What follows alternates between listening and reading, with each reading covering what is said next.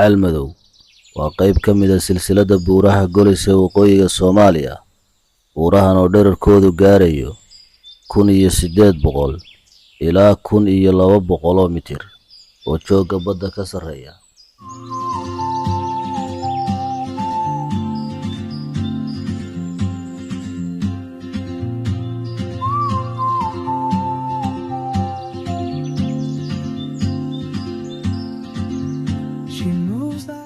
Roob sanadeedka ka da'a buurahan waa 600 ilaa 700 milimitir.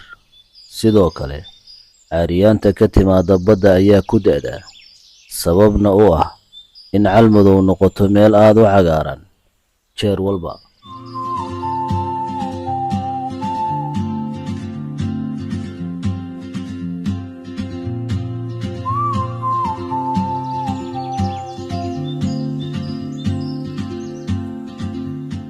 Haddaba Almadowda aan maanta ka sheekeynaynaa waa deegaanada hoostaga degmada qadiimiga ah ee Laasqoray ee gobolka Sanaag.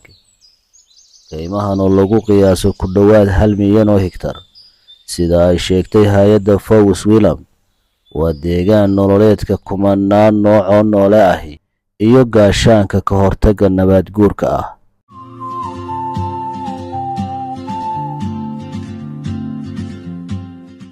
Dhul carrasan, ilo biyo oo qulqulaya, iyo kaymo dabiici ah oo wax walba ay ka baxaan.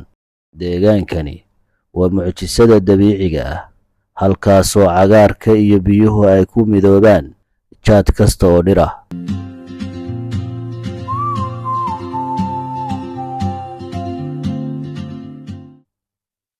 Haddaba caqabadaha ugu waaweyn ee deegaanka ka jira waa xagga jidka, waddo aad u cagaag ah, dhirtuna ay hareeraha ka cidhiidhiday, balse haddii la hagaajiyo si buuxda, waxaa ka faa'iidaysan kara dalagyada kala duwan iyo dhammaan wax soo saarka deegaanka.